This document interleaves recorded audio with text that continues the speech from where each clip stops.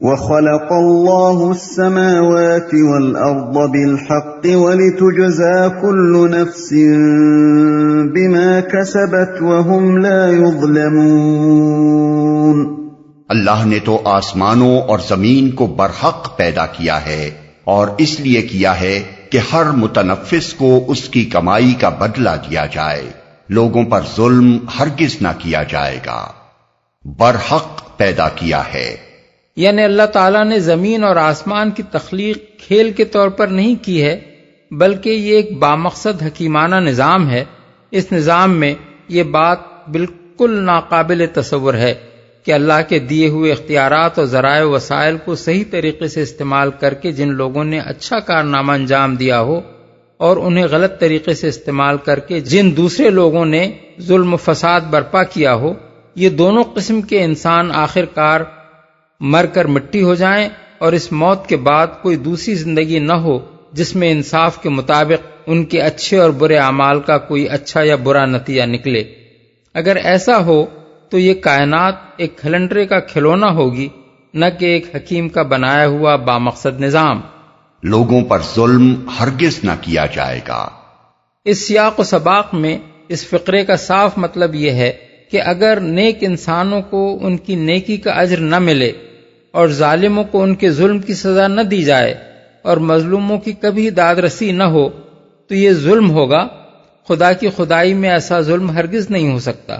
اسی طرح خدا کے ہاں ظلم کی یہ دوسری صورت بھی کبھی رونما نہیں ہو سکتی کہ کسی نیک انسان کو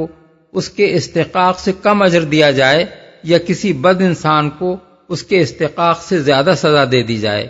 أَفَرَأَيْتَ مَنِ اتَّخَذَ إِلَٰهَهُ هَوَاهُ وَأَضَلَّهُ اللَّهُ عَلَىٰ عِلْمٍ وَخَتَمَ عَلَىٰ سَمْعِهِ وَقَلْبِهِ وَجَعَلَ عَلَىٰ بَصَرِهِ غِشَاوَةً فَمَن يَهْدِيهِ مِن بَعْدِ اللَّهِ أَفَلَا تَذَكَّرُونَ۔ پھر کیا تم نے کبھی اس شخص کے حال پر بھی غور کیا جس نے اپنی خواہش نفس کو اپنا خدا بنا لیا، اور اللہ نے علم کے باوجود اسے گمراہی میں پھینک دیا، اور اس کے دل اور کانوں پر مہر لگا دی، اور اس کی آنکھوں پر پردہ ڈال دیا۔ اللہ کے بعد اب اور کون ہے جو اسے ہدایت دے؟ کیا تم لوگ کوئی سبق نہیں لیتے؟ اپنا خدا بنا لیا۔ خواہش نفس کو خدا بنا لینے سے مراد یہ ہے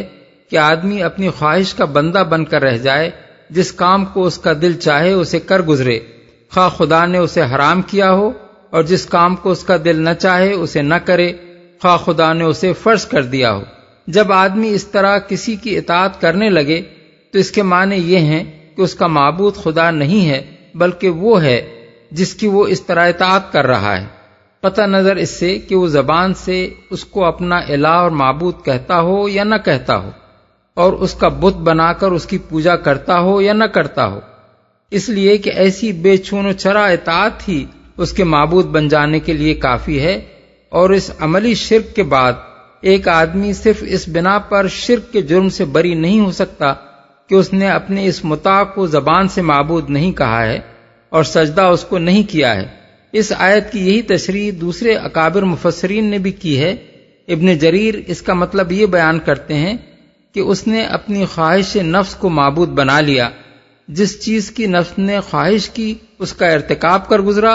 نہ اللہ کے حرام کیے ہوئے کو حرام کیا، نہ اس کے حلال کیے ہوئے کو حلال کیا۔ ابو بکر جساس اس کے معنی یہ بیان کرتے ہیں کہ وہ خواہش نفس کی اس طرح اطاعت کرتا ہے جیسے کوئی خدا کی اطاعت کرے۔ زمخشری اس کی تشریح یوں کرتے ہیں کہ وہ خواہش نفس کا نہایت فرمانبردار ہے،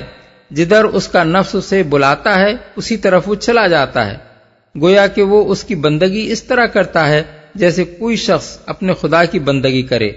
علم کے باوجود اصل الفاظ ہیں اضلہ اللہ علی علم۔ ایک مطلب ان الفاظ کا یہ ہو سکتا ہے کہ وہ شخص عالم ہونے کے باوجود اللہ کی طرف سے گمراہی میں پھینکا گیا کیونکہ وہ خواہش نفس کا بندہ بن گیا تھا۔ دوسرا مطلب یہ بھی ہو سکتا ہے کہ اللہ نے اپنے اس علم کی بنا پر کہ وہ اپنے نفس کی خواہش کو اپنا خدا بنا بیٹھا ہے، اسے گمراہی میں پھینک دیا، آنکھوں پر پردہ ڈال دیا۔ اللہ کے کسی کو گمراہی میں پھینک دینے اور اس کے دل اور کانوں پر مہر لگا دینے اور اس کی آنکھوں پر پردہ ڈال دینے کی تشریح اس سے پہلے ہم متعدد مقامات پر اس کتاب میں کر چکے ہیں۔ تم لوگ کوئی سبق نہیں لیتے۔ جس سیاق و سباق میں یہ آیت آئی ہے اس سے یہ بات خود بخود واضح ہو جاتی ہے کہ آخرت کا انکار دراصل وہی لوگ کرتے ہیں جو خواہشات نفس کی بندگی کرنا چاہتے ہیں اور عقیدہ آخرت کو اپنی اس آزادی میں مانے سمجھتے ہیں۔ پھر جب وہ آخرت کا انکار کر دیتے ہیں تو ان کی بندگی نفس اور زیادہ بڑھتی چلی جاتی ہے اور وہ اپنی گمراہی میں روز بروز زیادہ ہی بھٹکتے چلے جاتے ہیں۔ کوئی برائی ایسی نہیں ہوتی جس کے ارتکاب سے وہ باز رہ جائیں، کسی کا حق مارنے میں انہیں تامل نہیں ہوتا، کسی ظلم اور زیادتی کا موقع پا جانے کے بعد ان سے یہ توقع ہی نہیں کی جا سکتی کہ وہ اس سے صرف اس لیے رک جائیں گے کہ حق و انصاف کا کوئی احترام ان کے دلوں میں ہے۔ جن واقعات کو دیکھ کر کوئی انسان عبرت حاصل کر سکتا ہے وہی واقعات ان کی آنکھوں کے سامنے بھی آتے ہیں، مگر وہ ان سے الٹا یہ نتیجہ اخذ کرتے ہیں کہ ہم جو کچھ کر رہے ہیں ٹھیک کر رہے ہیں اور ہمیں یہی کچھ کرنا چاہیے۔ کوئی کلمہ نصیحت ان پر کارگر نہیں ہوتا۔ جو دلیل بھی کسی انسان کو برائی سے روکنے کے لیے مفید ہو سکتی ہے وہ ان کے دل کو اپیل نہیں کرتی، بلکہ وہ ڈھونڈ ڈھونڈ کر ساری دلیلیں اپنی اسی بے قید آزادی کے حق میں نکالتے چلے جاتے ہیں اور ان کے دل و دماغ کسی اچھی فکر کے بجائے شب و روز اپنی اغراض و خواہشات ہر ممکن طریقے سے پوری کرنے کی ادھیڑ بن ہی میں لگے رہتے ہیں۔ یہ اس بات کا صریح ثبوت ہے کہ عقیدہ آخرت کا انکار انسانی اخلاق کے لیے تباہ کن ہے۔ آدمی کو آدمیت کے دائرے میں اگر کوئی چیز رکھ سکتی ہے تو وہ صرف یہ احساس ہے کہ ہم غیر ذمہ دار نہیں ہیں، بلکہ ہمیں خدا کے حضور اپنے اعمال کی جواب دہی کرنی ہوگی۔ اس احساس سے خالی ہو جانے کے بعد کوئی شخص بڑے سے بڑا عالم بھی ہو تو وہ جانوروں سے بدتر رویہ اختیار کیے بغیر نہیں رہتا۔ وقالوا ما هي إلا حياتنا الدنيا نموت ونحيا وما يهلكنا إلا الدهر وما لهم بذلك من علم إن هم إلا يظنون وَإِذَا تُتْلَى عَلَيْهِمْ آيَاتُنَا بَيِّنَاتٍ مَا كَانَ حُجَّتُهُمْ إِلَّا أَن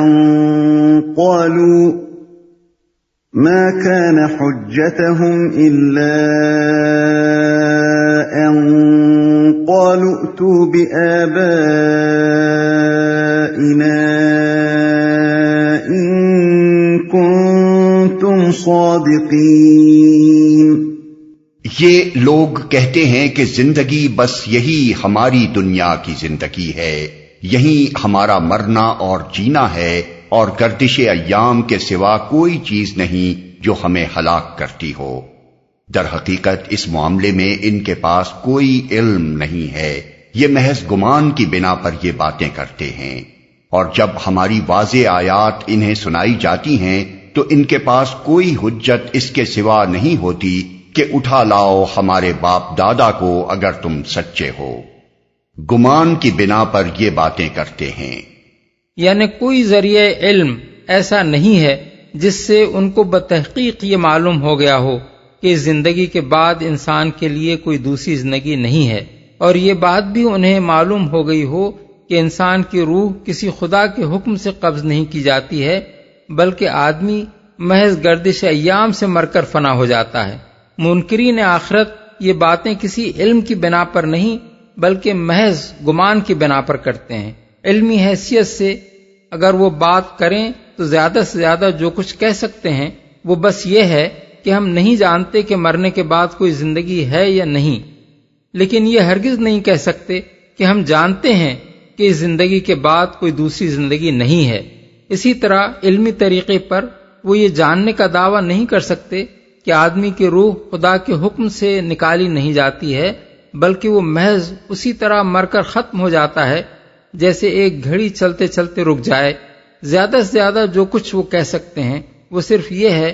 کہ ہم ان دونوں میں سے کسی کے متعلق یہ نہیں جانتے کہ فی الواقع کیا صورت پیش آتی ہے۔ اب سوال یہ ہے کہ جب انسانی ذرائع علم کی حد تک زندگی بعد موت کے ہونے یا نہ ہونے اور قبض روح واقع ہونے یا گردش ایام سے آپ مر جانے کا یکساں احتمال ہے، تو آخر کیا وجہ ہے کہ یہ لوگ امکان آخرت کے احتمال کو چھوڑ کر حتمی طور پر انکار آخرت کے حق میں فیصلہ کر ڈالتے ہیں؟